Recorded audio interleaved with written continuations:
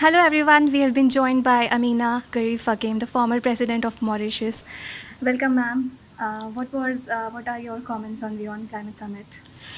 Thank you. Thanks to WION for having me.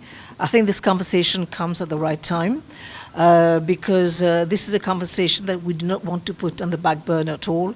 It's an existential crisis for all of us, especially for my country, which is a small island state. And it is going to threaten not just the developing world, but it's also now it's also impacting the developed world.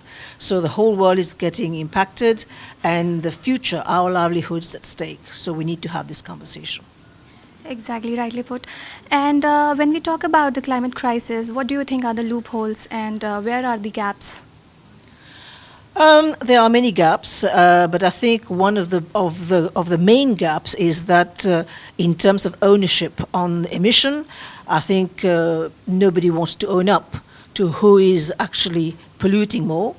And we also need to find the funding, the appropriate support for countries to adapt.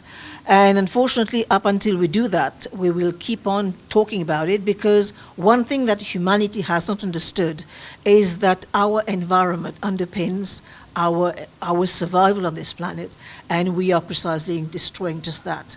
So the sooner we come to terms with this, the better it's going to be for all of us.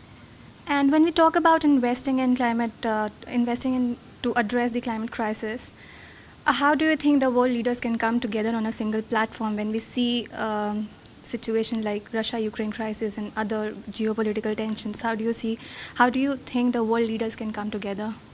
I think for the world leaders to come together is that, first of all, they have to recognize how a crisis this is, how an emergency it is.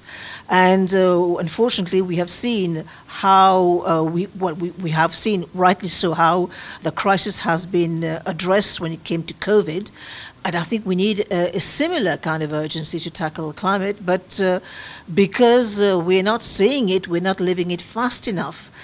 So they're not taking it seriously. So this is to our own detriment. Ma'am, one more question, not on climate crisis, but you like WION. Can you tell us why?